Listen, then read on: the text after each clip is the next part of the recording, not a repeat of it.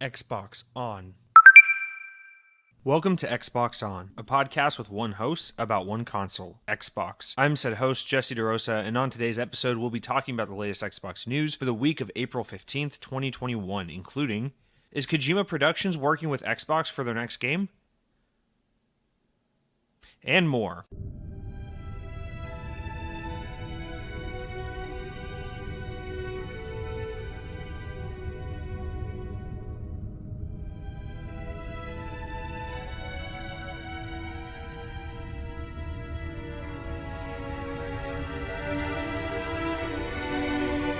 Well, you heard that intro, which indicates it's a slow news week, which could only mean one thing.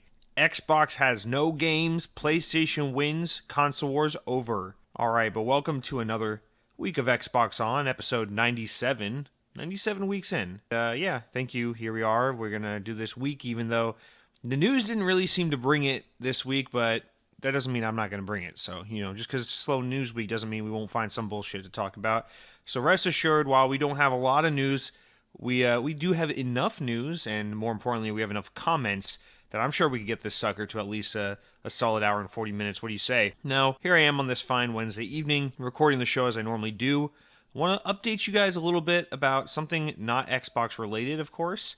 My cat, Lavender, or Lala as I call her, she's been becoming a little bit of a picky eater lately. I just want to let you know this right before I record the show. We're trying to feed her dinner, and you see this cat is starting to do something that a lot of cats do, in which she's becoming an entitled little brat. She gets her two types of food, like one in the morning, one in the evening, so she gets some variety in her diet, but my girlfriend and I are right now going through a little bit of new parent syndrome, so a little bit of our child can do no wrong, kind of spoiling right now. So right now we are doing a lot of feeding her snacks when maybe she's had enough, or, we're cooking dinner, let's set aside some meat, unseason it, just kind of cook it plain and set that aside for her so the cat can eat some of the people food and certain things like that. And, it's really cute. It's fun to watch.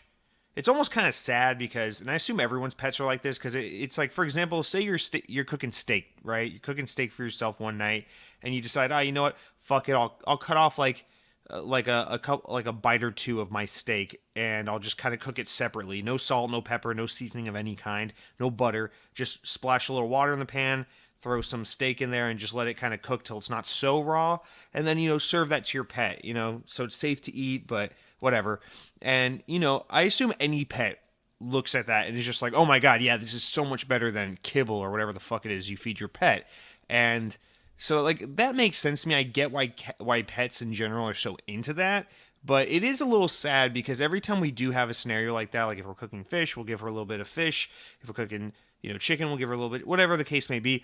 She eats that human food, she just scarfs it down like she's never eaten before. And it's kind of cute and fun to watch, but it's also kind of sad because it's like, what does that say about the fact that most of the time we're just feeding our pets food that they kind of tolerate and not so much look forward to eating? It's like, I must eat to survive, so I'll eat this dry food, or I must eat to survive, so I'll eat this actual can of shit that you give me from, the Purina or whatever, Frisky Cats, or what's it called? It's called whatever the cat canned food is. But it's kind of sad because they always, my cat, and I know a lot of pets are this way, they just kind of eat it like, oh, it's dinner time, it's feeding time, let me eat this at a steady pace.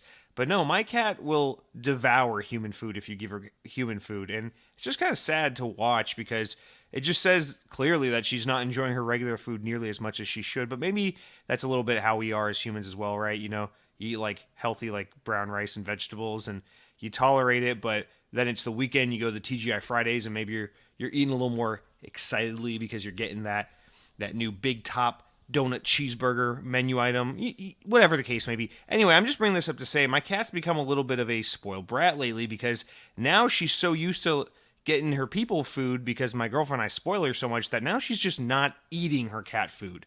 So, Google says, and I'm a Bing man, but my girlfriend Googled it, and Google's telling us to lay off the snacks and the treats and just kind of limit her solely to cat food to kind of retrain her that she has to eat her cat food.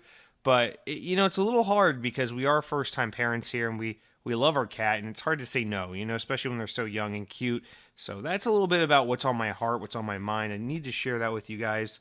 Also, just to say, I had my first kind of like instinctive, like just kind of like parental reactive kind of defense moment this past week. I was with a friend of mine, and he and his girlfriend have a dog, and he knows that before I had Lala, I always wanted a dog myself. And he's like, he goes, I know you're still a dog man deep down, but I was talking about how, like, he's like, how's your cat doing? I'm like, oh, she's great. She's opening up. She's really sweet. We love her. And he's like, I know deep down you're still a dog man. And it just like immediately, like just super like motherly instinct, just knee jerk reaction was like, excuse you, like just kind of fuck you moment. Because while it is true on its own, yeah, I probably historically have been more of a dog person than a cat person. I don't need to hear that. That's not a relevant factor now, okay? Because the fact of the matter is, my cat is the one in my life, and she's my daughter. And how dare you fucking insinuate that I'd rather have a dog or I'm more of a dog person? And I kind of laid into him a little bit, and I kind of had one of those defensive parent moments where I'm like, well, your dog's kind of fucking stupid and ugly, you dumb bitch. So why'd you bring up my cat or me being more of a dog person than a cat person when you know damn well I love my cat? So I had a little bit of, one of those like new parent moments. And I don't know if that friendship is still intact right now after that interaction, but I don't care. I love my cat, and I'm willing to defend her. So now that that's out of the way, I guess we could talk about Xbox. Let's start this week's episode with some corrections, things I want to address from last week's episode. There's only two things I want to touch on here. The first one being about MLB The Show, which of course last week we talked extensively about how it's now not only coming to Xbox, but it's launching into Game Pass, meaning Sony's exclusive premier MLB video game is now best experienced in every way, shape, and form on Xbox Series X, the console that is more powerful than the PS5, the console that offers Sony exclusives for free apparently through Game Pass, and and you can play it on a gamepad that feels better in your hands. Anyway, so my brother commented in and mentioned something that I actually meant to bring up last week, which is a really good point. He says, I think MLB being on Game Pass is probably a response to COVID hurting the sports industry. They're trying to put some energy into baseball again. This is actually a really, really good point that I meant to bring up, especially as someone who watches baseball, which is that, yes, obviously COVID definitely had an effect on sports in general because people were not able to go out to sporting events last year and watch games, and a lot of games were canceled and seasons were shortened and delayed and things like that for all different types of sports. So yes, that's exactly what this is. This is the MLB's way of saying we need to try and make 2021 a very profitable season for us, and we need to get creative with how we do that. And I'm sure part of it was going over to Sony and being like, listen, obviously this deal was already kind of set in stone a few years ago where they said we want the MLB The Show game to start coming to other platforms. But now I feel like they twisted their arm a little more and they're like, listen, we're ostensibly the ones in control of this IP. We're the ones basically publishing it on Xbox. You have no control over this IP basically outside the PlayStation ecosystem. So it seems like what happened is they basically just took it over to Xbox and shopped it to them and said, yeah, we'll put it on Game Pass. Just name your fucking price. Or rather the other way around, Xbox probably said name your price, because Sony has, since the news broke, Sony's come out and even said basically this decision was made over their head behind closed doors between Microsoft and the MLB. This had nothing to do with PlayStation basically. And so yeah, that tells you everything you need to know. This is 100% an MLB decision, and this is exactly a response to COVID hurting MLB. And on top of that, you got to keep in mind, even in a world without COVID, the MLB, the Major League Baseball, is definitely a sports franchise that is like just slowly waning more and more in popularity. And it's actually something that makes me kind of sad, because baseball to me will always be the most American and iconic American pastime. I really love baseball in that respect. It's one of like the few things I think of and I'm like, wow, that is like a proud American tradition, is like baseball, right?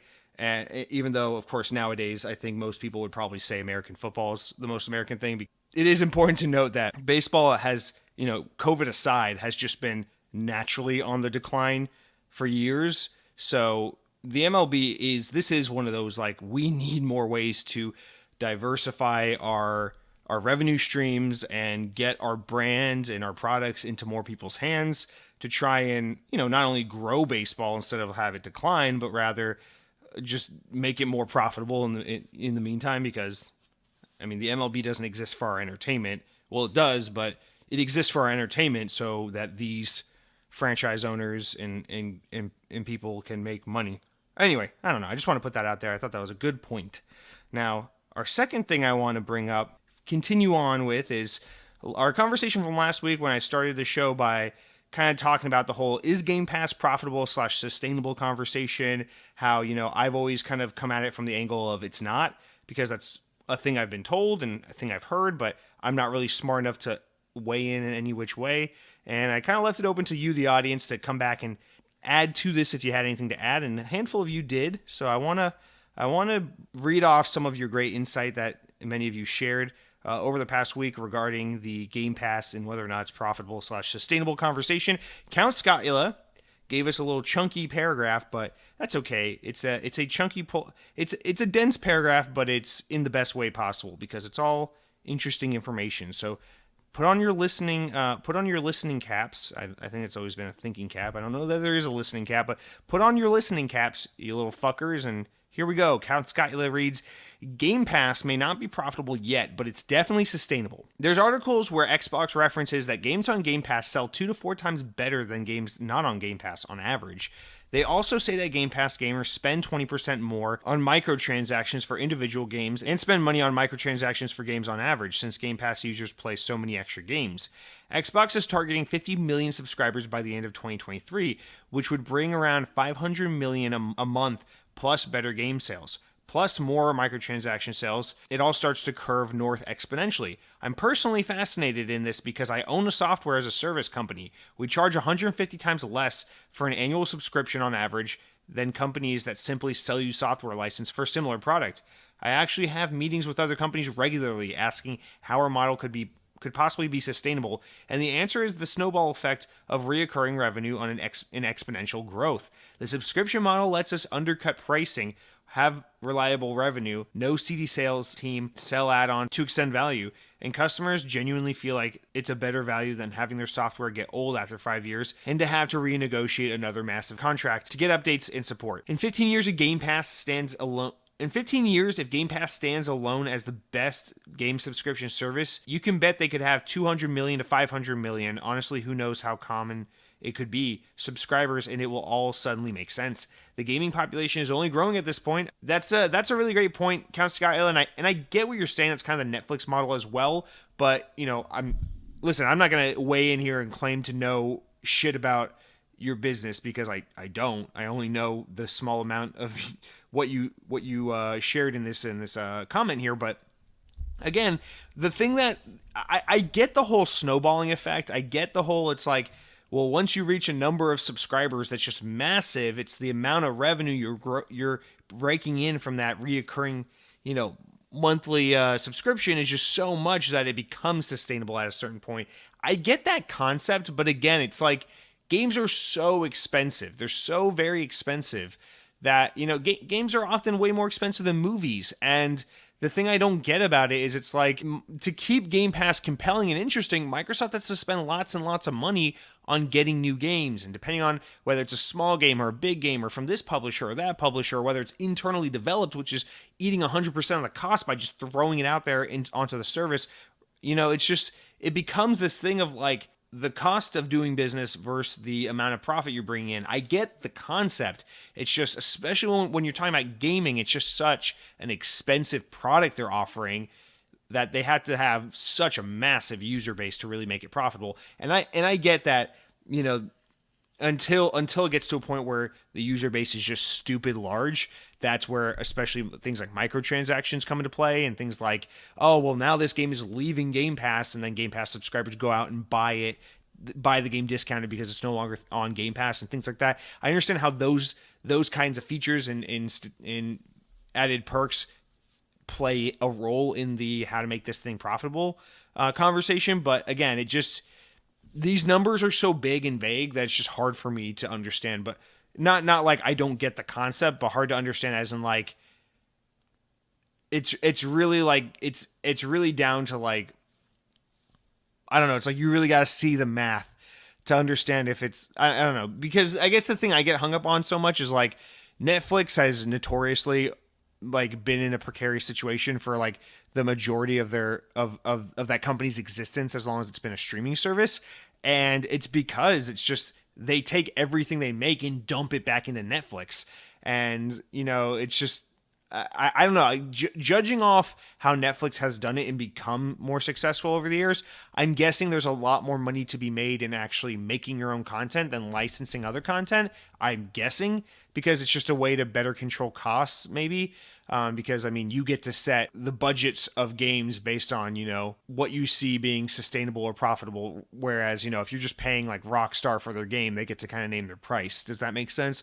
I don't know. It's just, again, there's just so many factors. It's just hard for me to wrap my brain around. That doesn't mean I don't get it. It just means I don't get it. You get it? Lethal Migraine adds in a little bit, and I cut yours short a little bit, Lethal Migraine. I really liked your first point here, but you say, how does Fortnite make money? How does Apex make money? How does Warzone make money? Hell, how do non-free-to-play games make money? An overwhelming majority of these games make money through microtransactions and DLC. Now multiply that by 380 Game Pass console games, 258 Game Pass PC games, 248 xCloud games, and Xbox takes a cut out of every one of those purchases. And now you're getting every game for quote-unquote free in Game Pass. People are willing to spend more on any and all DLC. I get this point. And this is speaking a lot to what Count Skyless says. And I get it. There is definitely this effect of having a subscription service like Game Pass where you're like, wow, I'm saving so much money by using Game Pass instead of buying my games that if I want to buy a game, it's like it doesn't cost that much because I don't spend money on games because that kind of like workaround magic, that like mental gymnastics we do as consumers to kind of justify buying games. For example, I was on my Nintendo Switch earlier this week and I was like, do I want to try that Trails of Cold Steel game? Maybe I've been in a weeby mood lately. Maybe I want to play this RPG Trails of Cold Steel. So I'm looking at it on the Nintendo eShop, and every entry in the franchise is still $60 on the eShop because Nintendo and because fuck you and because everything's always expensive there. And I'm like, you know what?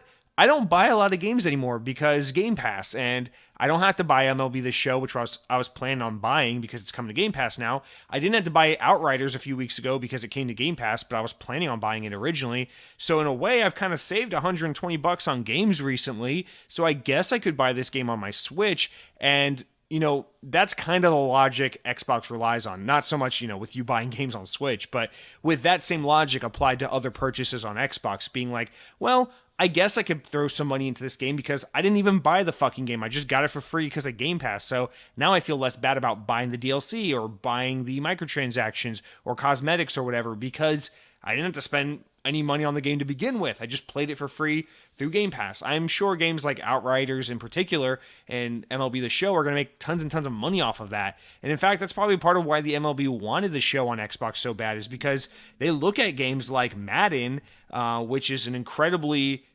or Madden or FIFA, which are incredibly littered with microtransactions, these games in their newer iterations, and that's a huge part of what makes those franchises so profitable for EA. It's not just the annualization of the franchise, but rather how they've been just littered with microtransactions. That adds so much revenue to EA's bottom line in recent years, has been the microtransaction revenue from games like Madden and FIFA and shit like that. So you think about that same concept and you got the MLB basically saying, hey, let Xbox give us a bunch of money to put that game on Game Pass, and we'll lose the, we'll potentially miss out on the game sales because we just want to put that game in front of as many users as possible so that they can buy microtransactions within MLB The Show, and not only get new users because now Xbox gamers have access to the franchise, but also get new users and introduce them to the concept that this game is all about spending money in the in-game store. So I get it. It's smart on a lot of levels, and I'm sure the numbers are there and the data is there to show that this really does work. I get it. But yeah, again, it's crazy to think about. I'm not denying it. I'm just in awe. Okay. And then lastly for this topic, Vexed on Twitter reached out and said, I know the numbers on game production seem high. On average, a AAA game costs around 60 to 80 million dollars. Game Pass has 20 million subscribers times $10 right now. That's 200 million a month and growing, or 2.4 billion a year in revenue. Not even talking game sales, which stay high, or microtransactions.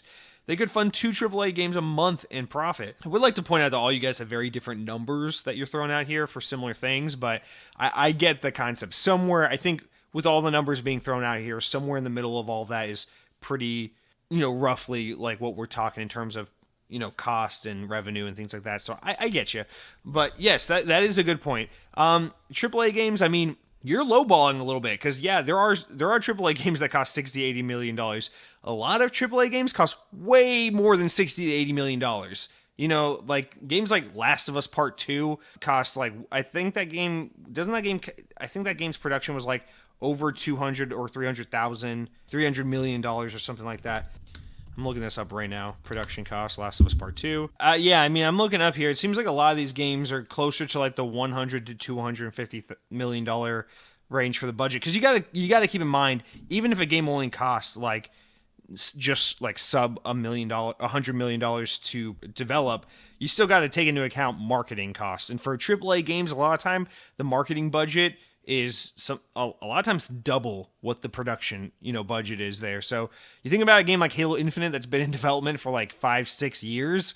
That game's definitely got well over $100 million production costs. And then once you consider the marketing push and all the product tie-ins and all that shit, Halo Infinite, it probably has cost way over $200 million in production alone. But yes, I mean that's like a AAA game, not just like your regular kind of game. But the point being that games are very, very expensive to make, and I don't want to underscore that, but I do see your point. I do take your point, especially the thing that gets me more so than the amount they're making off of Game Pass alone, because that's the part I really don't get, or I really don't stand by, is the whole, the numbers showing that people are engaging more, buying more games, spending more on microtransactions, even with Game Pass. That's the part that's promising to me in terms of making this a sustainable service. And I know I know that Xbox has, spoken to that in the past. So I appreciate all your write-ins, everyone who wrote in with your nice insight, your kindness. No one scolded me too hard for being a dumb. So I do appreciate that. But with that said, let's jump into our regular comments of the show, our popular opening segment where you head over to youtube.com, you look up Second Best Gaming, you click on my channel, you see the Xbox On playlist, and you go, oh, what the hell is this? A Cars 3 video? That's not Xbox On. Click on the Xbox On playlist. Okay, good boy. Then you click on the Xbox On playlist, and you're like, oh, here's the latest episode 97, and then you leave a comment. You say something nice, like, I think they should change social distancing from 6 feet to 69 feet, and then comment, and then I read that on the air, and then Lethal Migraine responds to your comment with another comment, and he goes, 69 feet is a dumb amount of feet, and then comment, and then I read that on the air, and then all of our non-US listeners commented and say, what the hell is feet, and why are you using that as a unit of measurement? And then I'm like, good point. And then that's a comment we read on the show. So this is how you get read on the Xbox On. Please do leave the comment, say nice things, or don't. But our first section of comments this week has to do with topics relating to pizza, Taco Bell, and my own hypocrisy. So our first one here comes from Corey Long, who says, I don't know, Jesse, your Disney pizza nostalgia sounds quite a bit like the Combat Evolved nostalgia syndrome that you were going on about not too long ago. Smirking emoji. Also, a moment of silence for my local Taco Bell. It is run by small brains. There's your moment of silence. And also, I don't like you calling me out on my hypocrisy, but that is what this section is titled, is Pizza, Taco Bell, My Hypocrisy. Now, we've talked about the pizza. We've talked about the hypocrisy. Now, let's jump into the Taco Bell. You say, story time? My sister and I went to a drive-thru to get one thing each on separate orders. They couldn't do it because they were busy, and they didn't have time. There was one car in front of us and the entire team back there. So I reply, well, what if we pulled back around? Yeah, we did, and we spitefully ordered 15 items. So my favorite part about this isn't that you're like, oh, fuck these guys. They're not going to, do like the basic function of their job and just let us order on separate tickets. But let's spite them by just looping around again to do the second order. But my favorite part about this isn't that you followed through and you had the commitment to be like, fuck it, we're doing this. But you're also just like, I'm only here for one item, but now to spite you, I'm going to spend additional money of my own and order 15 items. Please, Corey, write back in next week and let us know what happened to those other 13 items, because you said you and your sister were there for one item each. That totals 2, and you ordered 15 items in total. So 15 minus 2 leaves 13. That is some very complex math. See, if Xbox Game Pass numbers looked a lot more like those numbers, I'd be able to understand Game Pass better. But please do explain to us, please do let us know what happened to those other 13 items. Did you guys overindulge and consume them all, or did the refrigerator get a welcomed gift, a welcome round of Taco Bell wrapped guests into its abode? So please do keep us posted on how that went. And Count Skyla writes in and says, Cabana Bay Beach Resort now on my bucket list. Count Skyla, damn right. You put that beach resort, you put that Cabana Bay all the way at the top, but make sure it's under Pop Century, because if you've never stayed at Disney's Pop Century Resort, you got to put that at the very top. I would have said Disney's Caribbean Beach Resort should be pretty high up there, but then they remodeled it and fucked it up. So you put that one down there on the bottom, right under the 192 motels, because that's where it belongs now. But you put that Cabana Bay pretty high up there, because it should be up there. Joe Murphy says Taco Bell story. Lots of Taco Bell stories. I like this. You guys, we should do like a YouTube channel, like a Taco Bell story time. But Joe Murphy says, so the other day, myself and a few of my kids went through the drive-thru to get some food for dinner. We ordered a lot. Then we got to the pay/pickup window. There was about 4 people at the window. Then one asked, so we all in here were wondering and had a little bet on if all the food was for your lunches all week or if it was your dinner for your big family. So then I rolled down the window to the back and said, it's for dinner for my 5 kids, myself, and 2 other adults. The order was 4 big bags and roughly $75. Joe Murphy, I don't know what currency you're talking about here, but I do want to let you know, any man who spends $75 in the Taco Bell drive-thru in one order is a man I trust implicitly with my financials. So I don't know much about what you know outside of the things you've commented on. I don't know what you do for a living. I don't know how you are with managing money and whatnot. I mean, you have 5 kids, so you got to be somewhat decent with your money if you're pulling that off. But I guess what I'm trying to say here is, if you're the kind of man who can look at a place like Taco Bell, who can see an establishment like Taco Bell and say, yeah, I could drop $75 there right now if I wanted to. I look at a man like that and I say, how do I become like you? And that, since we're on the topic of spending lots of money at Taco Bell, Corey, I want to extend that to you as well. You guys are putting me to shame a bit, because I always proudly, when Taco Bell is brought up in social situations, which it quite often is, I usually am the guy who's like, oh yeah, I don't know why people are always talking about like Taco Bell is so good and cheap. It's like, yes, it's so good, but it's not cheap. I never get out of a Taco Bell drive-thru without spending anything less than like $13-15. So, and that's just my personal order, no one else. And so now that I've been outclassed, by Corey and her sister ordering 15 fucking items in the drive-thru, and Joe getting 4 large bags worth $75, of Taco Bell for him and his, what I can only assume to be incredibly grateful family who love him very much, because, I mean, he got them $75 of Taco Bell. I have to extend to you guys that I don't know you very well, obviously, but I trust you implicitly, and as someone who's recently begun the search for a financial advisor, I seek your wisdom in all things financial, because let's just say you know how to spend right. Now, guys, that's it for the Taco Bell pizza and hypocrisy news. You notice how I kind of shied away from that. You got a couple comments following up on last week's topic about a bounce house being a suitable alternative to a traditional camping tent. So here's part 2 of that. Mojo writes in and says, what the fuck? Censor me in my giant Series X brain. How dare you, YouTube? Literally censored me telling you episode 94's outro, Power Your Dreams, F you, was the best, yet no doubt. Furthermore, a bouncy house tent with a girl or 2, or just one heavy hottie. Hell yeah, now you're talking. Peace. P.S. Just got into Knockback Podcast, running through all the episodes now, giving it a 9 out of 10. Definitely a great listen. Okay. Let's just skip past that first one, Mojo. That's just not how I was thinking about Bounce House. But I'm glad you're listening to Knock Back, and I'm glad you're enjoying it. Might I recommend about a year or two ago, maybe closer to 2 years ago, they did an episode on fast food. It's a very good episode. Here's a bet I'm willing to make with you, Mojo. If you can listen to the entire Knockback episode about fast food and resist the urge after having heard the whole episode, resist the urge of getting wherever you are, getting out to a drive-thru and ordering something that day, whether it be Taco Bell, McDonald's, Chick-fil-A, whatever it is you got to do. If you can resist the urge to order fast food after listening to that episode, I will change the outro of the podcast for the next 3 podcasts in a row to whatever you want it to be. I will let you determine what the outro to the podcast is. And that's total creative free reign. Whatever music you want to play at the end, whatever outro saying you want, whatever it is, I will let you custom make that outro. If you can resist the temptation to order fast food after listening to that episode. Ball's in your court, Mojo. Count Scott says, so we actually own a bounce house. It's like 3/4 the size of the one you would rent, so it's a little smaller than the full-size one, but plenty big to sleep like 8 people on it. I just laid on it for like an hour before, and it's super comfortable. I win. It also sets up in like 5 minutes or less easily. However, the fans are super loud, like too loud to sleep over.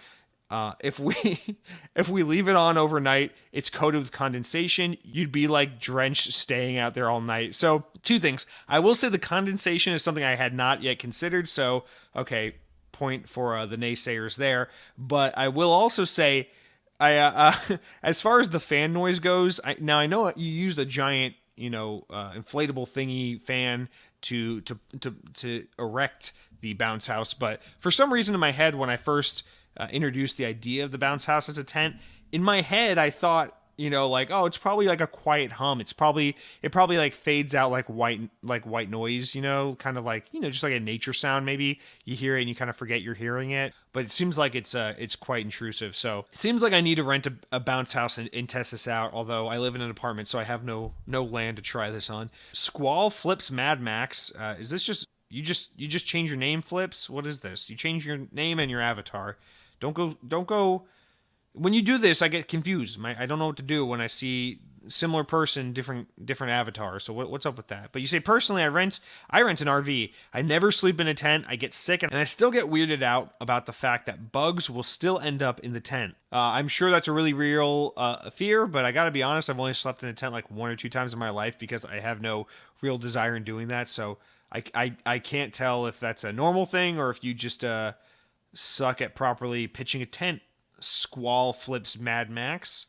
See how I turn things around on you for changing your picture? Joe Murphy says, speaking of bounce houses to use for camping, a few weeks ago, I had the kids' small bounce house up in the backyard, and they asked if they could sleep in it. I said, sure. The next day, they told me they loved it. I didn't enjoy hearing the air pump that was keeping it up all night running. It's loud. Besides that, it would work good. All right, Joe, that's 2 points for the whole it's too loud to use as a tent. I don't like losing that battle. My mother says, a bounce house tent sounds like an awesome and comfortable idea, unless you're doing primitive camping, and then there would be no electricity to blow the thing up. Well, since noise is basically out the window with how loud these goddamn things are, I'm introducing that if you're going to do like real extreme camping out in the middle of nowhere, like grizzly bear country camping, I'm going to recommend you just go ahead and you bring a generator, and then you hook up your bounce house to the generator. And while you're at it, maybe you get one of those big inflatable projector screens, and you hook up your Xbox, and you do yourself a little Halo Combat Evolved split screen multiplayer, and you sleep in a bounce house, and fuck it. Maybe you even order some Chuck E. Cheese pizza through DoorDash and have it delivered out into the middle of the woods. And I don't know about you, but that sounds like the best camping trip of all time. Squall Flips Mad Max coming in with his fake name and his fake avatar says, call it a bounce tent and everyone will be happy. And then Wes says, tent? Who uses a tent?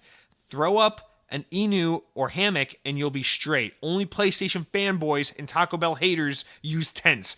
Bounce House though has potential. Well, Wes, I see the point you're trying to make, but I don't think you're being considerate of the fact that some people, like myself, live in the great state of Florida, where alligators and hurricanes exist. So we can't just sleep in a little hammock like you're suggesting here, because we need to protect ourselves from nature. We need to protect ourselves from the elements, because some of us are fragile and some of us are 21st century humans who are accustomed to roofs and proper housing and electricity and all the modern conveniences that are afforded from bounce houses and inflatable projection screens and Chuck E. Cheese DoorDash delivery. So some of us need the extra accoutrements. We can't just go in Wyoming or wherever the hell it is that you're setting up these hammocks and just live out on the range like some goddamn farmers. Okay, Wes?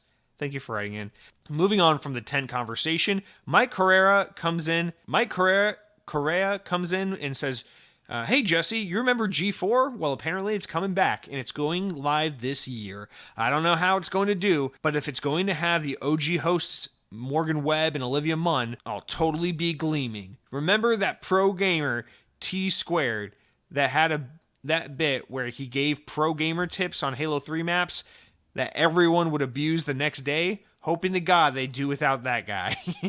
I don't remember that guy at all, actually, but that's funny as hell. I watched a fair bit of G4 growing up for sure. G4 is something I definitely have a lot of fondness and nostalgia for. Coming home from school and flipping on G4 is definitely something I remember quite well. I was a big fan of X-Play, and I watched some other games like Attack of the Show. Like occasionally, I liked, what is it called, Cinema Play or whatever, whatever the one is where it just shows like gameplay of video games. I watched Cheats sometimes, but I wasn't that into it. I don't know. There was a couple shows on G4 I watched a lot, but I didn't watch everything on G4. But yes, I was a big fan of the X-Play, and I love the idea for nostalgia's sake of G4 coming back, but the reality of it is, I think we've evolved and moved on so much from G4 that it's kind of like this thing, you can't recreate the magic.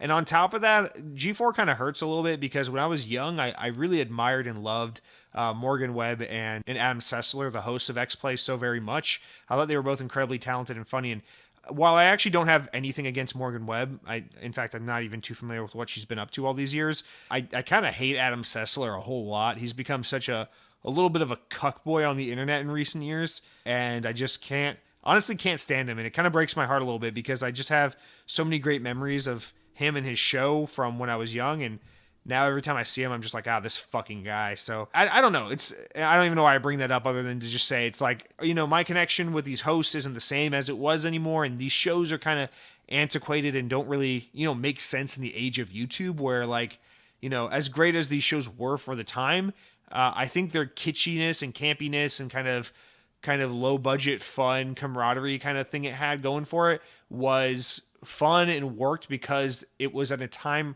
right when we were on the advent of like YouTube becoming a real popular thing, and right before like the whole idea of like these independent content creators really became a whole thing. So it was like kind of the precursor to that in a way, kind of the stepping stone away from like, like the TV format you're familiar with, but with like a fun, edgy, for kids and gamers kind of twist that really worked. And it was a great stepping stone from traditional cable media into like the era of YouTube. But now that we're so balls deep into like, social media and YouTube and things like that, I think the format of G4 probably won't work. I can't imagine whatever this reboot of G4 they're doing is.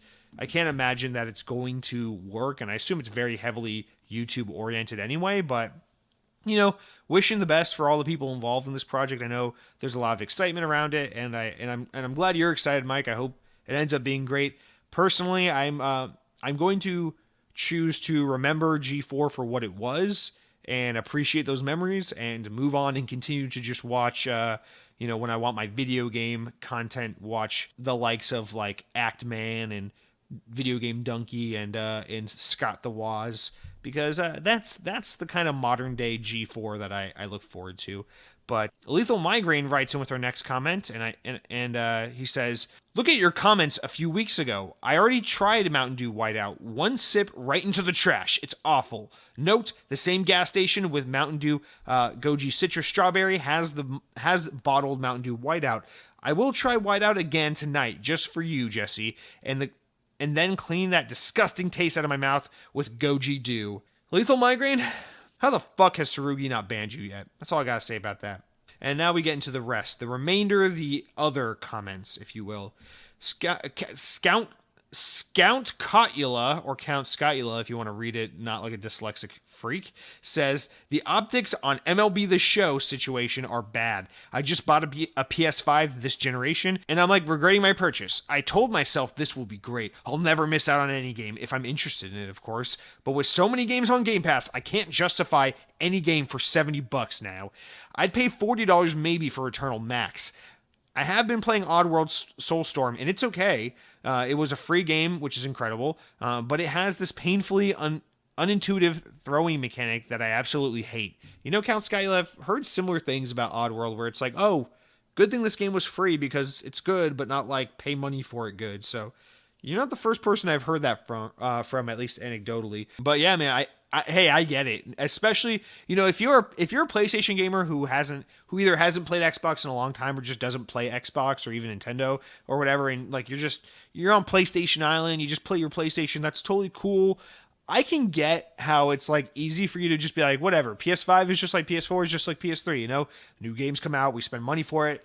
When you take into account inflation, spending $70 for a new game really isn't that big a deal because, you know, $70 in 2021 is a lot more like $60 in 2006 when the PS3 was out. Whatever, I get it. We're cool, you know. Maybe it's easy to keep it going, but especially if you're someone like Count Scotula or what I assume a lot of us are like, which is where we're pretty like, you know, maybe we have a preference or a special appreciation for Xbox. You know, you listen to the Xbox On podcast, there's a decent chance you fall into that camp. But, you know, you're somewhat of an agnostic gamer. You appreciate and admire all the platforms. It's really hard and becoming increasingly hard to justify and defend platforms like PlayStation and Nintendo when they don't have services like Game Pass. And I think actually Nintendo can justify it better than PlayStation, because I think with Nintendo, it's so often that like Nintendo's hardware, especially in recent generations, is like the secondary console, you know? It's like everyone's primary console is either their PlayStation, their Xbox, or maybe their PC gamer. But Nintendo Switch is like almost no one's primary console. No one's like, oh yeah, I play Switch and nothing else, unless you're like a really casual gamer who bought your Switch to like play Mario Kart and Animal Crossing, and otherwise you don't really play games. But for the most part, it's like, yeah, I do my gaming on Xbox or I do my gaming on PlayStation, but my Nintendo Switch is there for the Zeldas and the Marios and the Smash Brothers and games like that. So it's somewhat justifiable on the Switch because it's like you get like the added perk of like, oh, it's portable, and you get the whole like, well, this is like that secondary platform that I buy far fewer games on anyway, so a subscription service for Switch doesn't matter as much because, you know, I'm gonna do most of my gaming through Game Pass anyway. So I get it a little more for Nintendo, but especially for PlayStation, it's becoming this thing of like, oh, so you're telling me this is a platform that's pretty similar in power and in specs to Xbox, pretty similar in concept and approach to Xbox, but instead of just paying $10-15 a month and getting all this awesome shit, I just kind of buy each game for $50 to $70 each. And if there's a game I'm mildly interested in, I either bite the bullet and buy it and regret it, or, you know, just never play it because there's no Game Pass like service to be like, oh, let me give this a whirl and see if I like it or not. So it is becoming a more and more difficult situation and a tougher pill to swallow for people who are either usually more primary Xbox than they are PlayStation, or people who are a little more like curious about PlayStation but don't traditionally go over there. I feel like the advent of Game Pass and the perks of this generation have kind of made Sony a little more of like a landlocked platform that's like for PlayStation fans and people who have always played PlayStation, and not so inviting to people, you know, new. Like, does it make sense to say Xbox is giving non-Xbox players lots and lots of reasons to pay attention to Xbox and give it a try this generation, whereas PlayStation 5 is giving PlayStation fans and PlayStation players lots of reasons to upgrade to the new PlayStation, but not many reasons for non-PlayStation gamers to jump ship and come over. And I understand it's like, well, PlayStation already has the bigger install base, but it's like, that's not how a business should be run. Like, Sony shouldn't be like, well, we're really invested in maintaining our player base. No, they should be like, we're really invested in growing our player base. And right now, if you look at the way things are going right now, even though Xbox has the smaller install base as a platform, Xbox is poised to grow its install base, whereas PlayStation is poised to maintain its install base. And I mean, that's when you're on top like PlayStation is, when you're in the number one spot like PlayStation is, the worst thing you can do is stagnate. That's not what you want to be doing. You want to keep the momentum going. And I think comments like yours, Count Scott, like kind of point out that PlayStation has positioned themselves, especially against things like Game Pass, to maintain or to stagnate, not to boom and grow, although maybe the numbers suggest otherwise at the moment. Yeah, my brother even says, to your comment, he got a PS5 recently and feels kind of similar and doesn't really turn his on. But look at that. All that means is you should be playing Phantasy Star Online 2 on Xbox. We're like almost 50 minutes into the comments, but guess what? It's a slow news week, so shut up. You can fast forward another 10 minutes if you really got to get to the news. But for those of you who know how to take it slow, let's round out with a few more comments. A couple quick ones. We got one from Sam Torres here that we got to dig into, and then a couple of wrap-ups, a couple of really fast ones, rapid fires, if you will. Then we'll move on, okay? Sam says, HBO Max is fine. Really can't make a 4-hour movie that I would go see in theaters. I don't care if rumors had it that they edited out Gal Gadot's bush. I just can't sit in the same place in public for that long, unless I had torrential diarrhea and had just shit through my clothes and was waiting for sundown. Well, that's a really vivid comments this week. Also, I believe a Monkey Joe's manager took an inflatable slide with a crawl through camping in the woods. Animals relieved themselves all over it and deflated from the excess weight. No idea of whether or not the manager was trying to charge them to play on it, or animals aren't into impromptu birthday parties, or just fancy rubber shit and piss shrines, etc. Sam, and for those who aren't familiar, Monkey Joe's is like a place you take kids with a bunch of inflatable, bouncy obstacle courses and things like that, where you bounce around and run around and exert energy and eat birthday cake. So that's what Monkey Joe's is. That was a comment. One too many people talking about bounce houses in relation to nasty shit. And that's Squall Flips Mad Max jumps in for the third or fourth time this week because he says, maybe if I change my avatar, Jesse won't notice it's me and he'll read me so many times. And guess what?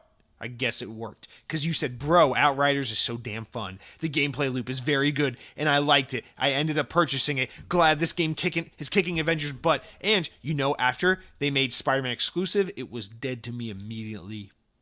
I actually agree. That's how I felt, too. I was like, Spider-Man's exclusive to PlayStation? Okay, never playing Avengers. As an Xbox player, never playing Avengers. But, yeah, man, here we are. Here's a little anecdotal evidence that these Game Pass people, we got Flips Mad Max being all, hey, this game's free on Game Pass. I like it. It's good. Let me buy it and support them. Look at that.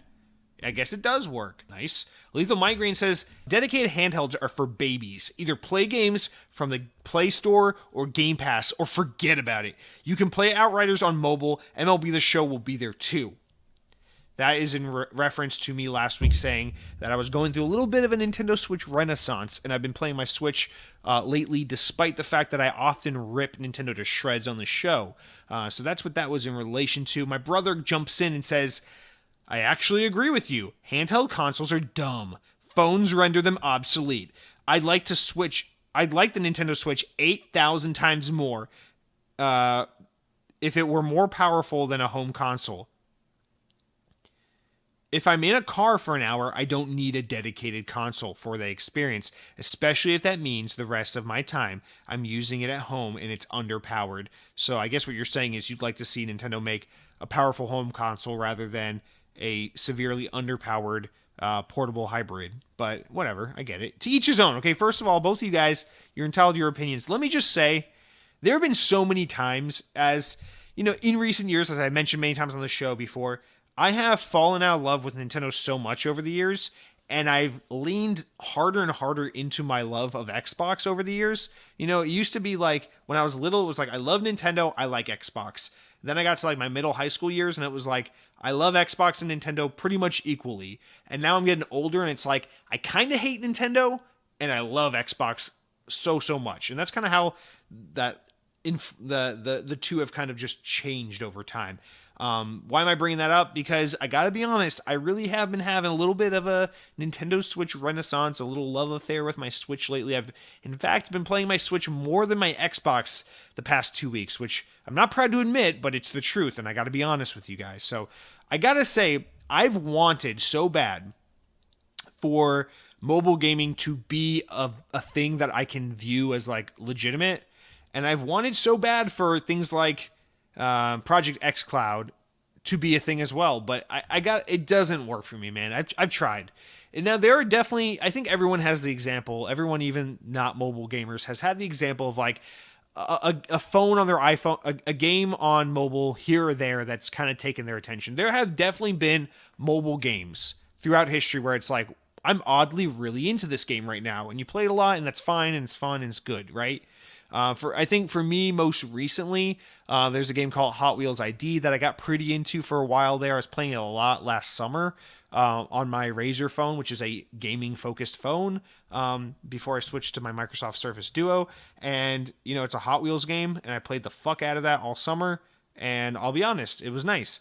But I can never look at mobile gaming or even xCloud as like a super viable alternative to handheld gaming, because it drives me nuts, this concept of, well, not only one, is gaming just less comfortable on a phone because of the control setup, but two, the kind of constant anxiety you get about your battery depleting on phone, it just makes it so, immediately renders it not an option for me. So, like, I would like to sit there and play, you know, I think about like the theme park, right? I love to go to the theme parks. I like to pack light when I go to the theme parks because I hate carrying a bag around a theme park. I hate using lockers at a theme park. But man, wouldn't it be nice when I'm sitting in lines for rides I've been on a million times to just whip out a video game and just play that video game and then put it back in my pocket and go on the ride? I would love to do that. But here's the problem. I can't lug a Nintendo Switch around a theme park, especially if I'm not wearing a backpack, because it's just this big, bulky, inconvenient thing that's just not portable enough when I need it to be portable. Well, the phone solves that because it's more portable, but here's the problem with the phone. I need my battery to last. I'm not going to run around a theme park and just have my battery deplete, so I'm in line. I want to use my phone for gaming, but I know gaming is going to obliterate my battery percentage, so I don't play games. And so it's, for me, that's why I see dedicated handhelds of still being a viable option, because even though in that example I just gave you, I rendered both of them obsolete. I think more often than not, people find situations somewhat similar to that where they're like, yeah, I mean, I'd rather play a more full experience like Monster Hunter Rise or Zelda Breath of the Wild when I'm on an airplane or on the train or the bus than whip out my phone and play Candy Crush Saga, which is like just kind of a more shallow experience. Also, I'd like to save my battery on my phone for the day so I can continue to communicate with the outside world and get on Twitter and be heated about things that didn't matter to me until 5 seconds ago. We need our phones for those things, so we can't just deplete our batteries and blow them all on playing a Hitman Go, you know, on our fucking iPhone 3GS. So that's the problem with me, Lethal Migraine. This isn't you just being negative for the sake of being negative like usual. This is me wanting to agree with you and take your point, but I can't, because, and don't write back with the whole buy a phone with a better battery or have a second, like a portable battery that you carry along with you, because all of those are not real solutions. There's no battery on a phone big enough and suitable enough. You know, even those newer phones with like 4,200 milliamp batteries, I don't care. Those batteries are still not big enough and good enough for me to be like, oh yeah, I can confidently game all day long on this fucking phone while using it for social media and phone calls and texting and web browsing and all the other things you do on your phone. It's just not a solution. It's not an option. And lugging around an external battery and a USB-C cable so you can charge from the external battery to your phone, also not an option. It's just totally stupid. And if you're an iPhone user, don't even get me started on those big, bulky, ugly cases that charge your phone and also serve as a case. Not an option. There's no solution. There's only problem. Thank you so much. And our last comment comes from one Mr. Miggy. I saved the best for last. You know I love you, Mr. Miggy. I find it weird how PlayStation introduced PlayStation Now before Game Pass. Included things like cloud streaming, but they never invested in the way Xbox has with Game Pass. They have their Game Pass competitor, but don't put exclusives on it. Mr. Mickey, you're right you're right about this, but you're also kind of wrong because they're the same but not the same. So yes, you're absolutely right. PlayStation bought Gaikai, which they turned into PlayStation Now, right before the PS4 came out. So like 2013 or 2012 was around the time they did that. And so yes, they had PlayStation Now and that technology and that kind of solution way before Game Pass was a thing. They totally beat Xbox to that. You're absolutely right. But because Sony insists on just, I don't know, being stupid with PlayStation Now, I would say that it is not a competitor to Game Pass. It really isn't, because PlayStation Now, I think last time they talked about it, they said it had like 3 or 4 million subscribers, like something really small and abysmal like that.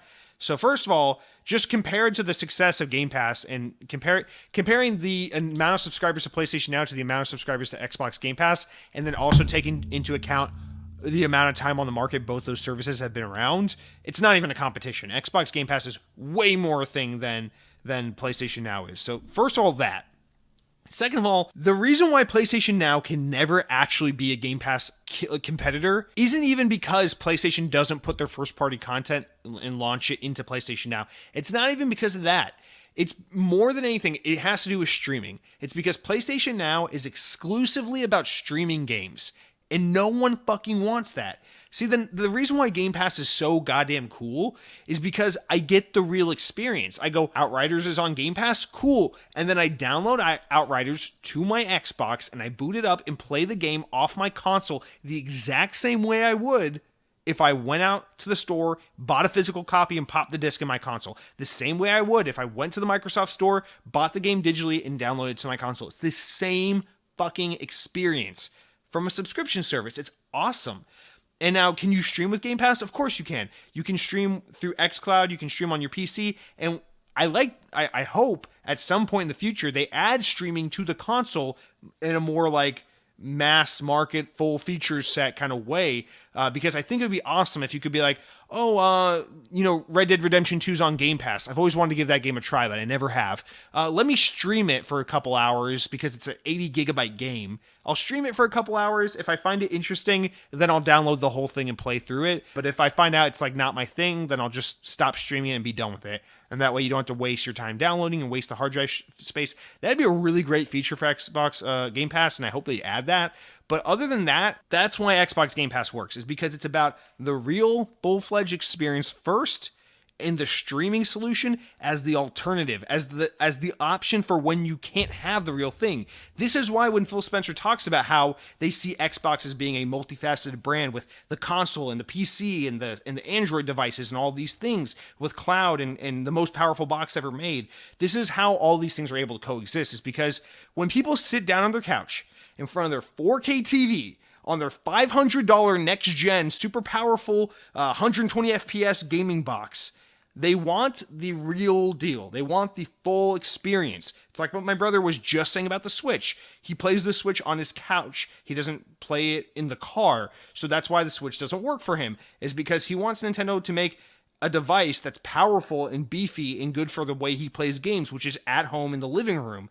And this is where Xbox Game Pass works and where PlayStation Now sucks. Because PlayStation Now would be really cool technology if I could get on my phone and stream any PlayStation game onto my phone and play it that way. But when I'm sitting on my PlayStation 5, which costs $500 and Mark Cerny wasted an hour of my life a year ago telling me all about how fast the SSD was, I don't want to stream that experience. I want to play it on my super fucking powerful PlayStation 5 on my beautiful 4K TV. And Sony doesn't give you that option. And that immediately, above everything else, renders PlayStation Now a non-competitor to Game Pass. And it will continue to remain that way until they address that. Until PlayStation Now, I don't care if they have to up the price. I don't care if they have to throw in the first-party content. All of those things are tertiary to this main point, which is that PlayStation Now needs to add the ability to download the game onto your console, or else it doesn't fucking matter. That will always be the case, because that's what console gamers want. So that's the main thing. That's why I can't see them as one-to-one competitors. I think PlayStation Now is a cool experience. It's a cool service, and I especially appreciate it because it solves a very unique problem for Sony in a way, which is that you may remember PlayStation 3 kind of fucked everything up because they used that proprietary cell architecture to design the console that made the console incredibly intricate and powerful for the time, but insanely obtuse for porting and in making games accessible for bringing to new generations of hardware and putting it on different competitor hardware and things like that. So PlayStation 3 was always a notorious console for just being really hard to develop for, and it's made it really difficult for Sony to make PlayStation 3 games backwards compatible so you can play them on your PS4, so you can play them on your PS5. So even though that's a huge mistake Sony made a long time ago, PlayStation now somewhat solves that problem by allowing you to stream your PS3 games on the PS4 or 5. But again, the problem is I don't want to play Uncharted 2, or whatever on PlayStation Now and stream it. I want to play it on PS5 and get FPS boost like Xbox gives you and get auto HDR like Xbox gives you. And I want it to just be there in my library because I bought it 12 years ago on my PS3 like Xbox does, where it goes, oh, I noticed you bought Sonic Unleashed in 2008 on your old 4 gigabyte Xbox 360 back when you were still playing on a CRT TV because you were too poor for a 720p 32-inch screen TV. Don't worry, we got you. We just throw that shit on your Series X. Download it in 10 seconds. Play on your 4K TV. The frame rate's better now. You didn't have to do shit. It's just there. That's why Xbox works. Now I'm just getting passionate about Xbox. God damn it. I need a cheesy gordita crunch to cool me off. But Mr. Mickey, thanks for writing in. I didn't realize I had so much to say about PlayStation Now, but I get heated about that because PlayStation Now is a really cool service and a really cool technology, and PlayStation is squandering the shit out of it, and they really can't afford to because even though they're on top right now, I think PlayStation and Sony are in trouble in the long run if they don't start making decisions soon. Obviously talks and things are happening behind the scenes, but we better start hearing some things soon because Xbox is coming for you, baby. Now that's going to do it for all of our comments, shoutouts, whatnot. I let it go a little long this week. Why? Because it's a slow news week. So I promise you guys a absurdly long Xbox podcast each week, and I like to think I deliver on that regularly. So here we are, an hour in, and we haven't even gotten to the news. So with that said, guys, remember next week, maybe you could be right on the air. Maybe I'll insult you. Maybe I'll ask why Sarubi hasn't banned you. Maybe I'll agree or disagree with what you had to say. But whatever it is you decide to do, don't be shy. Reply. Next, let's jump into what I've been playing. But before I can tell you about what I've been playing, I got to tell you about what I've been eating. And guys, I'm really sorry to let you down, but this week I have nothing interesting to say about what I've been eating. I've been pretty boring this week. I've been doing the regular, nothing. I didn't try anything new and adventurous. I didn't go someplace cool. Just been doing a lot of the sticking to my calorie count, studying my little IT A+ course. What do you want me to say? Okay. Now I do want to pose one thing because it would be a real shame if this segment had nothing at all. So I do want to pose something to you. And I've been eating a lot of, to keep myself from going insane with this calorie counting thing. I'm like, what I should do is I should spice up work lunches so that, my day's not plagued with just boring food. So what I do now is I get these hoagie rolls from Walmart or whatever, these little 6-inch hoagie sandwich rolls, and I throw them in the freezer so they're good all week. And then every morning before work, I pull one out, I cut it open, I toast it so it's like nice and fresh. And then I throw some cheese and some meat on there and make like a little sub sandwich. So it's like, it's not super filling because as a fat food lover, I would prefer to eat like a super loaded, like foot long sub. But, trying to be good. So I do the little sub. I do like chicken breast because it's lower calorie. I try to be interesting with the cheese and not go too heavy on that. I skip the mayo. Try to keep it simple, but fun enough that, work lunch is somewhat doable so that I'm not miserable all day with my calorie counting. The reason why I'm telling you this is because earlier this week I made the mistake of getting Swiss cheese for some reason. I meant to get provolone, but I had a weird frame rate hitch in my brain, and I was like, oh yeah, Swiss cheese, and we went ahead and we picked that up instead, and I fucked up. It's my fault. I take responsibility for it. Jolena, if you're listening, I'm sorry. And what I wanted to pose to you was, well, what happened was, I was like, fuck it, I bought Swiss cheese, my mistake, whatever, I'm not wasting this food. So all week I've been making my sandwiches with Swiss cheese. Normally I would use Havarti or White American or provolone, but I'm using Swiss because it's what I got. And what I do before I eat my sandwich every day is I just throw it in the microwave for 30 seconds just to kind of like warm up the bread and get the cheese warmed up and everything. And to my surprise, the Swiss cheese has been entirely serviceable. It's not the best. It's not the best choice for the sandwich, but it's entirely fine. In fact, it's more than fine. It's good. And it got me thinking, all my life, I was born into a pretty typical American family in terms of like we ate pretty like typical American food. I didn't grow up in a family where like we ate like really crazy stuff. You know, I wasn't like raised by some fucking San Francisco kale eating motherfuckers or nothing like that. You know, it was like meatloaf and pasta and shitty regular food. You know, whatever. That's not a slight to my mom's cooking. It's a slight to our lack of adventurous eating. You know, those are habits I picked up later in life. But the point I'm trying to make is, to me, growing up, sandwiches were always simple, like white American cheese and then like whatever, ham, turkey, bologna, whatever cold cuts it is that kids eat. But as I've gotten older and I've just explored food and worked in so many restaurants and just been exposed to so much food, I'd like to get a lot more interesting with the sandwiches. So actually, one thing I like to do when I go to the store is like, you know, instead of going to the deli and being like, hey, slice this and slice this, what I'll do is I'll go over to the deli and they have like this little section where it's like, here's a bunch of meats we sliced like 2 hours ago and we prepackaged for you so you can just grab and go. And so what I do every week, because they're constantly throwing out different items, is I'll just be like, okay, what meats do you have this week? What cheeses do you have this week? And I try to mix it up. I'll be like, let's try this cheese. Let's try this meat. I like spicy meat. So I like buffalo chicken. I like spicy salamis and shit like that, whatever. Capicola ham, whatever you gotta do. So I try to get a little fun and interesting. I like smoky cheese. Like if they got smoked Gouda, we're in business, right? So I look for stuff like that. But what I've realized is the world of cheese is such a special world. And I guess that's why it started with Swiss today, but this is a fire that's been burning in my heart for years now, which is the world of cheese is so special. And so I want to extend the invite to you to reach out and let us know, what are your ideal cheeses when you're making a sandwich? Like, what does that sandwich look like, and what cheese are you using to complete it? Are you not using cheese? Because if so, I bet you don't bleed. But please do write in and let me know, what is the ideal cheese? Growing up for me, I would have said white American cheese. But now I'm like, you know, white American's fine, especially if you're eating like a chicken tender sub from Publix or something like that. But I think there are better choices for cheese. Especially if you're getting a little fancier with the meat selection. Like if I'm going to go and get like an Italian sub, you got to do a little provolone or a chipotle Gouda or something like that. And I want to reach out to the audience and have you write in. Just let me know, like, what are your go-to cheeses for your deli meats, for your cold cuts, for your sandwiches? I'm interested to know. Now, next, I guess we'll jump into what I've been playing. Remember, as I alluded to earlier, I'm trying to stay really focused on this studying right now. I'm taking this IT class, this A+ certification class, and as of this week, I'm pretty much done with every lecture. I've gone through and watched the entire class. Now I'm going back, rewatching, taking notes so I can build study guides and things like that.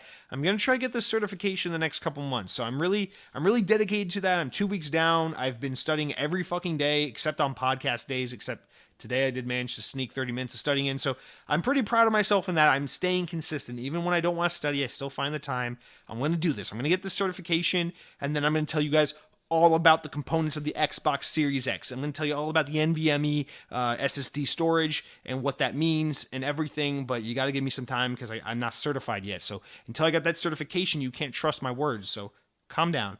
So I haven't really been playing a lot of games. I've been still playing a little bit of that Tokyo School Life on my Switch a little bit every night. You know, I like to play 15, 20 minutes of it as I fall asleep. I'm hoping that Karen, it's not Karen, not like Karen, like, you know, Karen, compilation Karen. It's like Karin. It's like a Japanese name. But I'm hoping she will notice me. She's the girl I'm going after in the game right now, and I don't think she likes me back. But you're supposed to try and date one of the three girls, and I think she's the one I'm most interested in because she seems to hate me the most, so I want to know why she doesn't love me back. So that's what I'm doing right there in Tokyo School Life. I played the Trails of Cold Steel 3 demo on my Switch. I was like, maybe this isn't a JRPG I'll like. And then I played it, and I was like, this is actually a pretty cool world they've built here. But no, I don't like it. I still don't care about the JRPGs, so skip that. And in keeping with my weird kick lately, I've just been watching a lot of anime, really into Japanese shit again lately. I'm really feeling the itch to go back to Phantasy Star Online 2, and I'm excited for it because that's going to bring me back. It's going to keep me in my little anime phase I'm in right now, but it's going to bring me back over to Xbox. So I think I'm going to do some Phantasy Star Online 2 this weekend. I'm looking forward to that. But otherwise, just been watching some teen romance anime, some slice of life anime, some comedy anime. Really enjoying the shit out of that. So that's what I've been playing / consuming. Now, guys, It is an Xbox podcast, and while we're light on news, I think it's time we jump in and talk about what we do have here to discuss. All right, our first story comes from Windows Central. You know they're our number one source. We got to use them. And the story reads, the rumor mill is always turning with the talk of a new Hideo Kojima project now circulating and involvement from Microsoft. Following up on the 2019 release of the PlayStation exclusive Death Stranding, speculation on Kojima Productions' next game project have ignited. From helming a Silent Hill reimagining to a full Metal Gear Solid remake. But with a new report, it appears that things could get crazier possibly. According to a new report from VentureBeat via GamesBeat editor Jeff Grubb, Kojima is currently in talks with Microsoft and its Xbox Game Studios publishing arm for its next game. The report states that the deal has not yet been closed, but rather an ongoing conversation between the two firms. This reportedly supplements Microsoft's initiative to leverage more Japanese developed talent across the Xbox ecosystem. This comes as Microsoft continues to expand its overseas presence, including Japanese content on Xbox systems and Xbox Game Pass. Kojima's long-standing relationship with Sony comes from the beginning at Konami, including its biggest deal to date with PlayStation for Death Stranding. That led to PlayStation's first-party studio, Guerrilla Games, providing not only essential development help on the project, but also granted Kojima access to his studio's in-house Decima game engine. But at the same time, this comes Hideo Kojima, now headed an independent studio with an established reputation, is going against expectations. So here, there's a lot to dissect here, and this was kind of breaking like as we were recording last week, so sorry if it feels a little late that we're getting to it, but this is a really interesting conversation to have, because first things first, I totally believe this. This is still technically in the rumors, speculation category of news, but I believe it. Whether or not this will happen, that's yet to be seen. But I believe these conversations are definitely happening, and that Microsoft and the Xbox team is trying to strike a deal here with Kojima and Kojima Productions. So this is one of those rare examples where I think this is all a game about optics.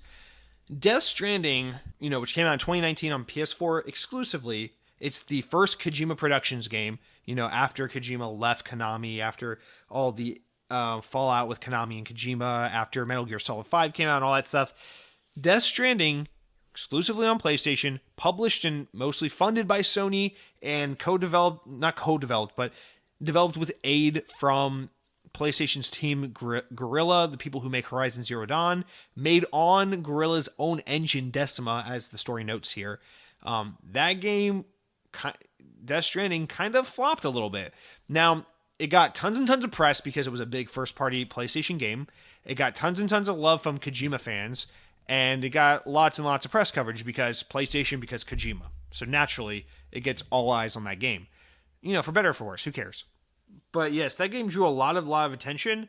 But sales-wise, from what we know, it sold just okay. It was kind of soft. And reception-wise, it was like the first Kojima game ever to kind of get mixed reception. In fact, there was a lot of negative reception about that game. The best thing people had to say about it was how incredibly unique of an experience it was.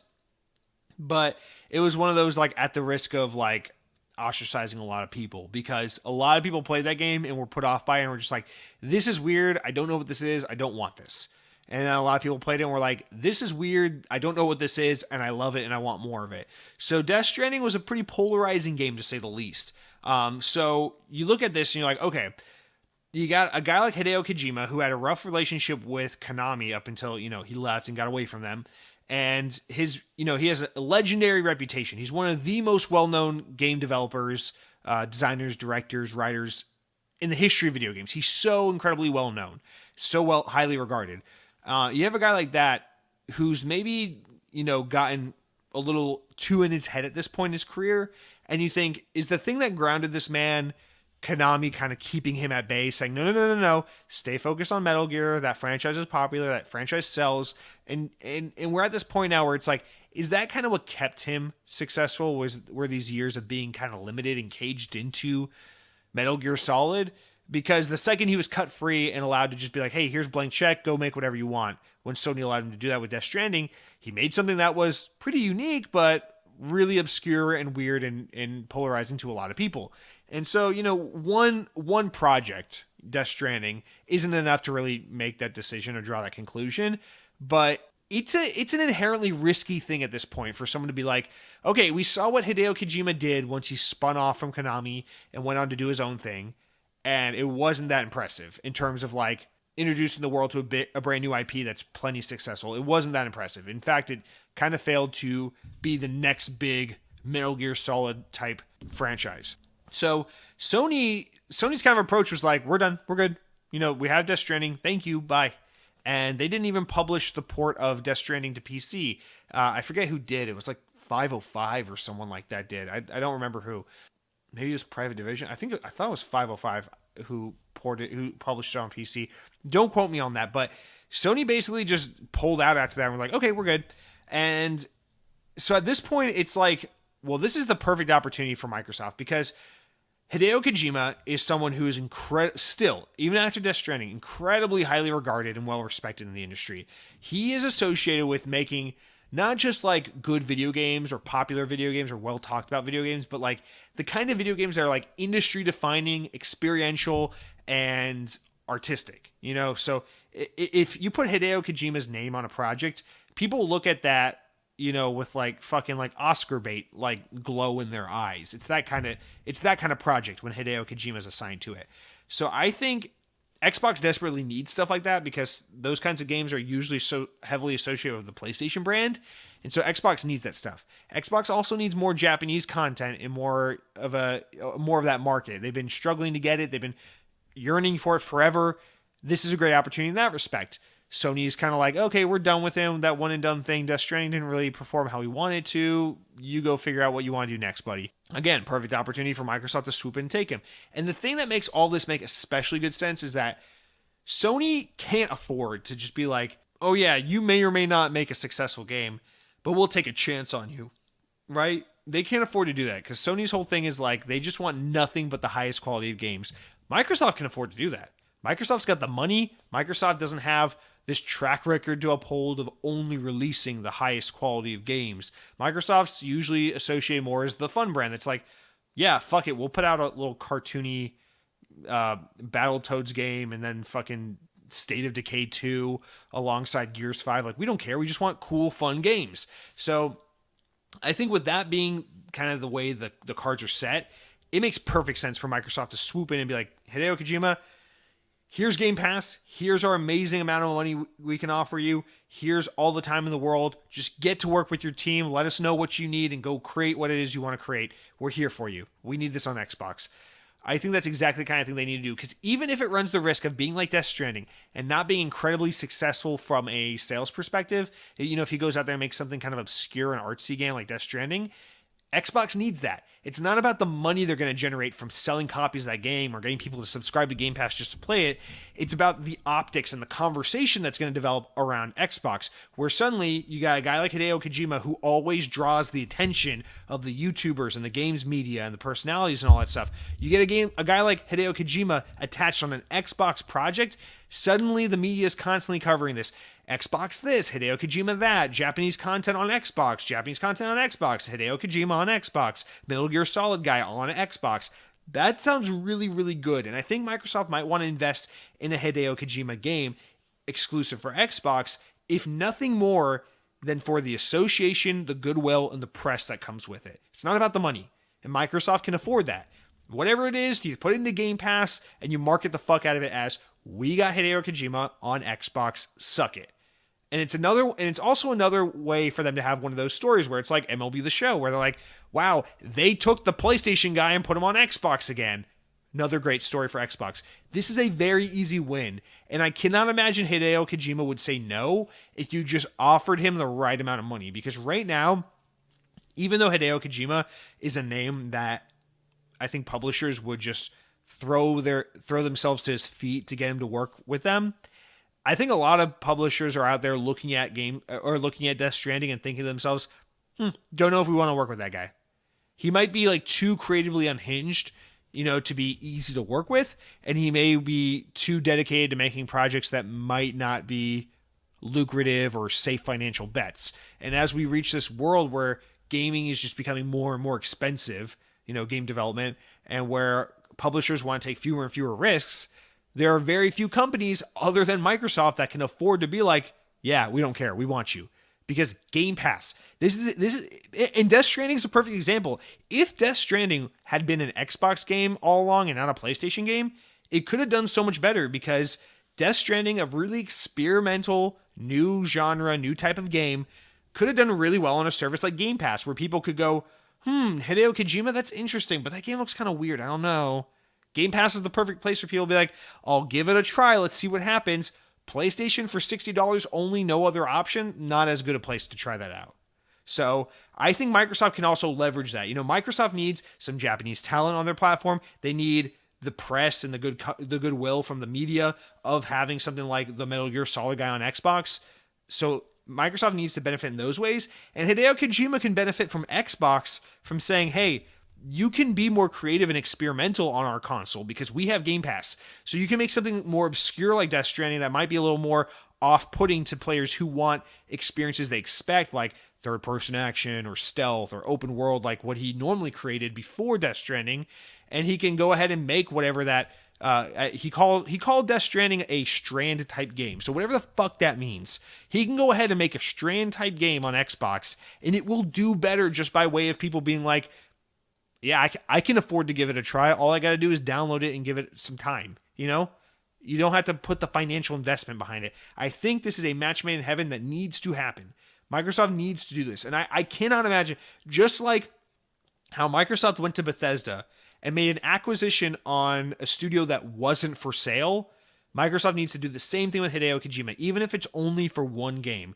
They need to go up to him and say, we need you on Xbox. And if he says, sorry, I'm not for sale, or I don't want to work with you, you name the price until he does want to work with you, because this is a really, really good move for Xbox, especially as they're trying to gain traction in Japan. Now, I will say there is a thing about Hideo Kojima where I do feel like he's almost one of those examples of like, yes, he's Japanese and he can help Xbox establish itself better in the Japanese market, but I almost feel like Hideo Kojima isn't one of those like names where it's like, oh man, Japanese gamers love games this guy makes, and so it will make Xbox successful in Japan. No, it's not like that at all. I think Hideo Kojima is one of those names that's like universally beloved, so it's like, this man is working on this project, therefore everyone's going to care about it. It's going to get probably more press in North America than it would get in Japan, just because by virtue of, there being a larger population in the US versus Japan, there being,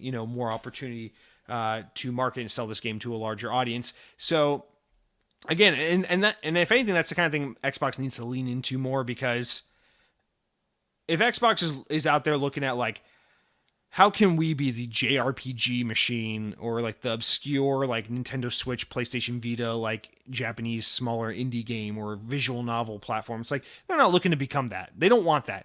They want their Monster Hunter. They want their Final Fantasy. They want their Metal Gear Solid. They don't want, their smaller type games. And I don't know, Kojima potentially represents that. They want to be in the Japanese market, but not with like these small hitting games or these things that are like so incredibly niche that's like huge in Japan but not big anywhere else. They want, like Resident Evil. Resident Evil is a Japanese game that's big everywhere. Everyone loves like Resident Evil, whether you're in Japan, whether you're in the States, whatever. But, they're not looking for something that's like pretty authentically Japanese, like fucking, what's a good example? Like Danganronpa.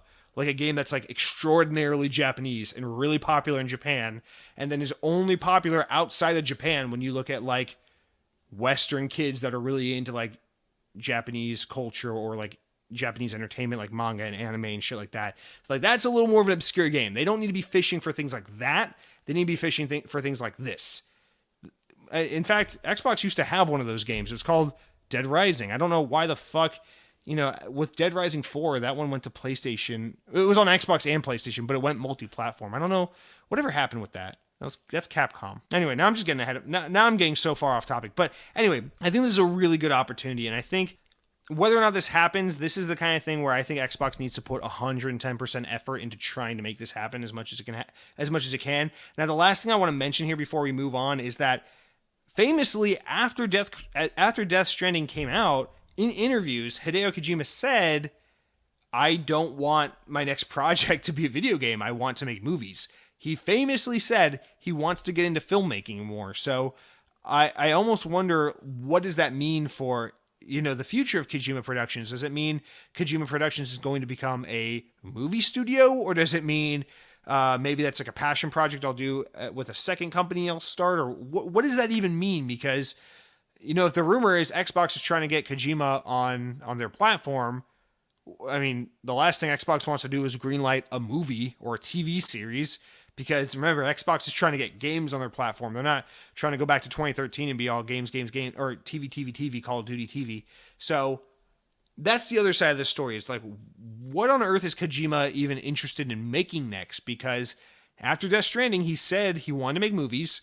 And also, what we've seen from him recently is he wants to get more obscure and experimental, which I'm all for. Death Stranding is a game I've never played, so I won't speak to it, but it doesn't look interesting to me. I look at that game and I have no interest in it whatsoever. But I am interested in the idea of Hideo Kojima focusing more on making obscure or new things, or just experimenting, even if it results in things like Death Stranding, over the idea of him going back to things he's made in the past, like Metal Gear Solid, because we have other things out there that are like stealth games, or like political espionage games. We have things like that. Metal Gear Solid might be the best example of that kind of game, but we have other games like that. We have Siphon Filter, which isn't around anymore. We have Splinter Cell, which is hopefully coming back soon.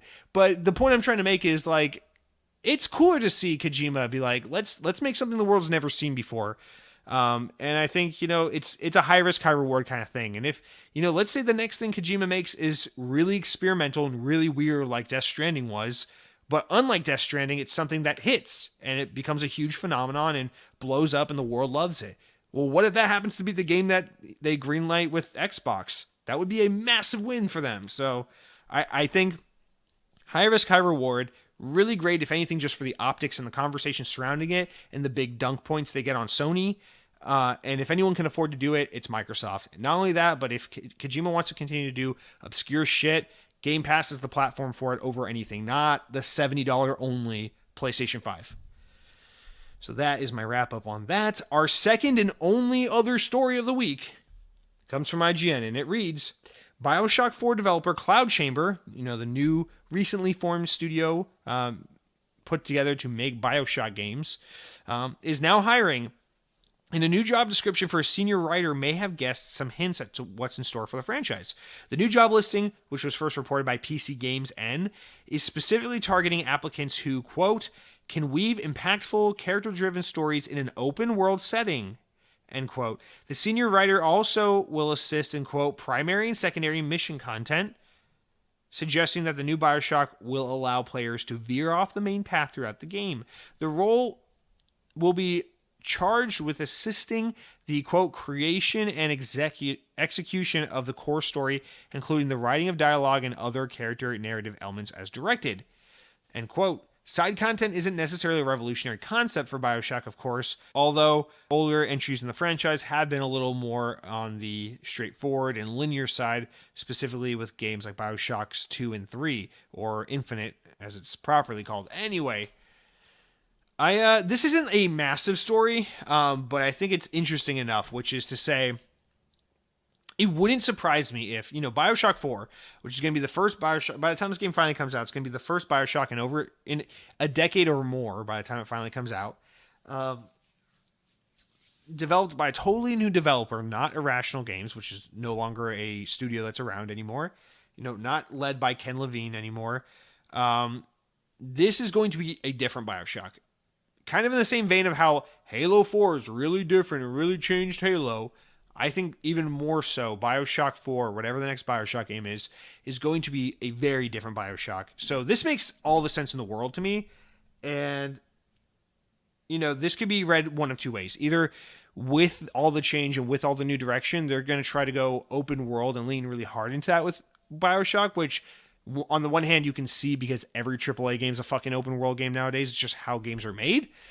Or the other way, which is that they're using the phrase open world in a little more loose of a context, meaning just like, oh, the game has exploration and character choice and places you can return to after you've been there. So therefore it's open world. Because keep in mind, especially with Bioshock 1, it's a very almost like Metroidvania type experience where there is a lot of backtracking, going back to places you've been before, ways to get off the beaten path and explore a little bit, collect and things like that. So not a full-blown open world a la Grand Theft Auto by any stretch of the imagination, but definitely a little more open-ended than your typical first-person shooter. Bioshock 1 was certainly no Call of Duty of linear, funnel you through the level, shoot, never see that place again, next level kind of thing. So Bioshock's always been a little bit in the middle.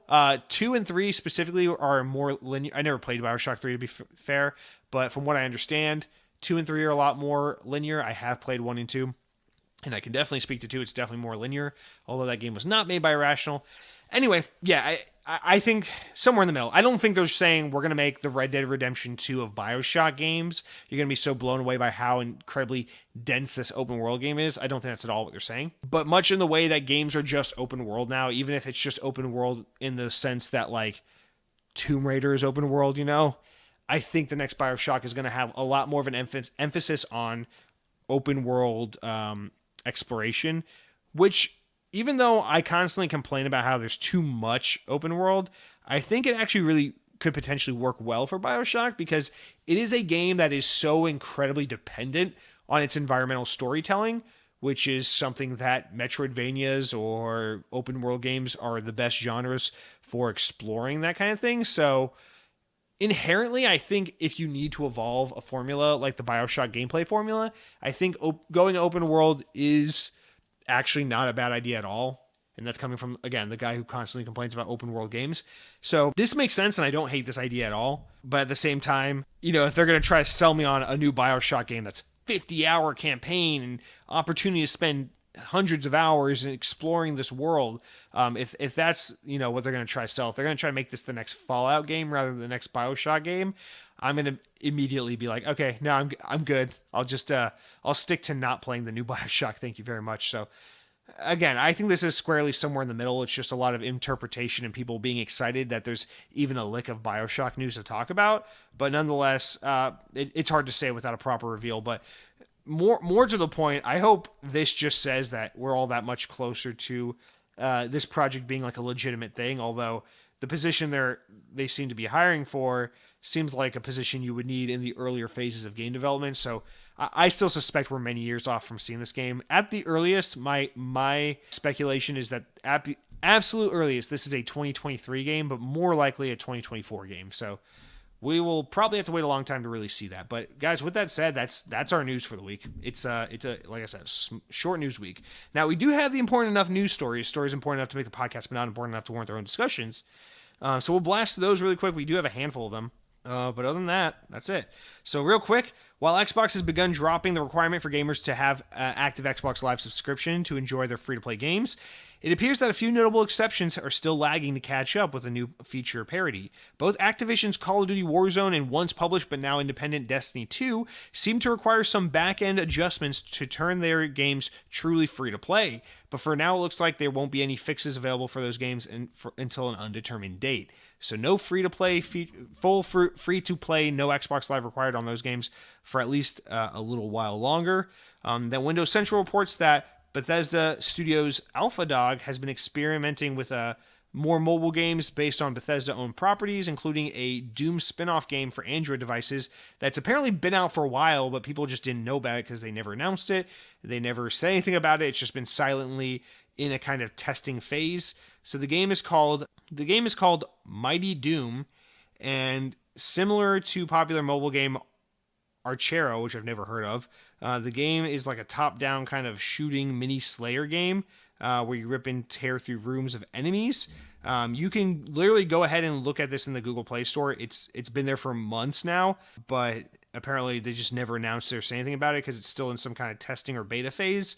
So I guess they didn't expect people to find it or want people to find it, but it's been publicly available if you search for it. So weird situation there, but definitely check that out if you're looking for some more Bethesda on mobile.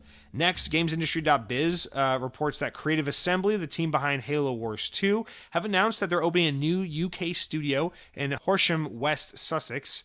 The Total War developer notes that It has grown over 20% in the last year and now represents the largest UK game developer with 800 full-time employees.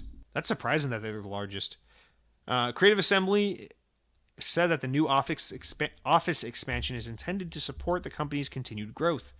Next up, Windows Central reports that Rogue Factory have released a Master Chief themed Halo 8-piece dinnerware set, complete with large dinner plates, small plates, 2 6-inch bowls, and 2 14-ounce mugs. The dishes are made of stoneware material, and the price for the set is $70, available now at Target and I'm not sure where else. Windows Central also reports that Amazon Alexa is getting even smarter with integration for Microsoft's Game Pass service.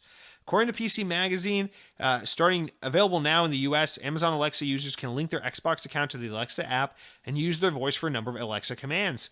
Any device powered by Alexa, including Amazon's extensive Echo lineup of products, should be able to take advantage of the following new commands, including remote installing specific Xbox Game Pass games to your console. Just say, Alexa, download game name from Game Pass, and she'll do that. You can ask for information on popular games currently on Game Pass, ask what games are new to Game Pass or leaving the service soon, and ask specifically what games that may be available on Game Pass. Next up, GamesIndustry.biz announces, or this was also kind of late last week, that Arcane Studios, the team behind Dishonored and the upcoming Deathloop, have announced that the upcoming Deathloop has been delayed from May 21st to now September 14th. In a joint statement on Twitter, the art director and game director apologized for the delay, explained the following. Close, we're committed to quality and preserving the team's ambition with Deathloop, while ensuring the health and safety of everyone at Arcane. We'll be using the extra time to accomplish our goals, create a fun, styling, mind-bending player experience. Basically the same delay announcement we get from everyone. Cool, take your time, make the game what it needs to be. Now, the important thing here is that this is the Arcane game that is exclusive to PS5 that they have to get out the door before they can fully be working for Xbox as part of the Xbox Game Studio, because they have to fulfill this commitment to make this game exclusive to PlayStation 5 before they can, move on to what's next. So that's kind of the significance here for Xbox, is we need to get Deathloop out the door so we can move Arcane on to being part of Team Xbox and see what they do from here. And then lastly, Windows Central reports that Mojang Studios have long been working on the next Minecraft update, Caves and Cliffs. The update was originally planned to release this summer, but Mojang Studios have made the difficult decision to split the two into separate updates, now being a Caves update and a Cliffs update. And the reason for the delay are many, but ultimately it comes down to preserving the quality, blah, blah, blah. Same thing, health of the talent at Mojang, making sure that they're given sufficient time to reasonably create the game, give the best experience, blah, blah, blah. So look forward to updates on those expansions at a later date. And guys, with that said, we are done. That's it for the podcast. As a reminder, we just got to do our little wrap-up segments. I know the ones you're most looking forward to. You're not here for the comments. You don't give a shit about a bounce house as a tent. You want to know what's coming to Xbox this week. Well, shut the fuck up. I'm about to tell you. You got 12 new games coming to Xbox this week. You can buy them.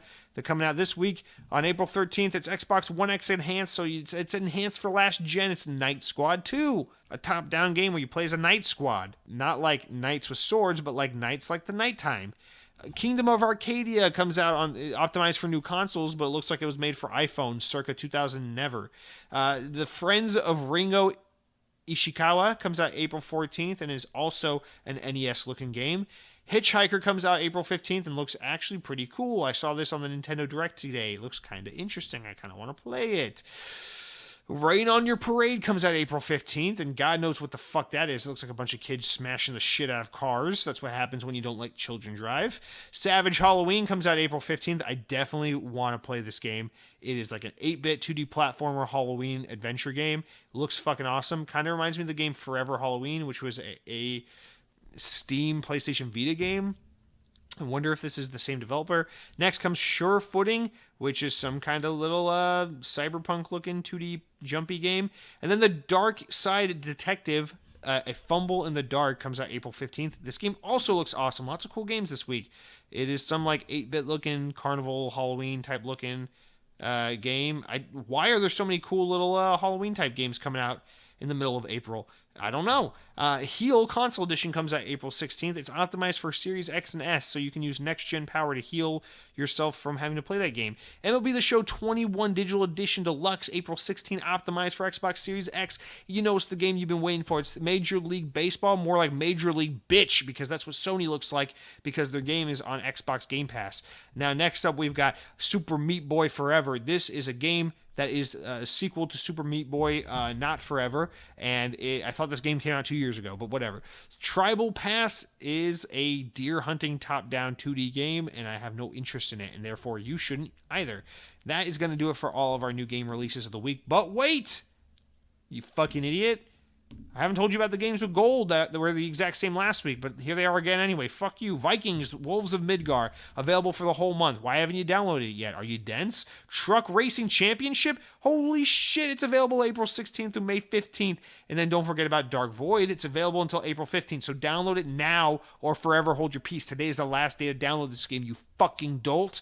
Lastly, Hard Corps Uprising, which is basically just Contra, is available from April 16th to April 30th. So what are you waiting for? Go ahead and play that. And that is going to do it for our entire podcast. Now remember, whoever it was, Flips Madman or whatever, if you listen to the knockback episode on fast food, you can change the way I do the outro, but until you do or don't fail or succeed at that task, I get to do the outro. And how do I want to do the outro today? Well, I didn't script it, so I have no fucking clue how to end the podcast. In fact, I think I'm just going to tell you a nice long story. You want me to end with Power Your Dreams? No, I'm not going to end with Power Your Dreams. So here's the deal. Yesterday I was at the store, and I was walking down the aisle, and then out of nowhere, the apocalypse...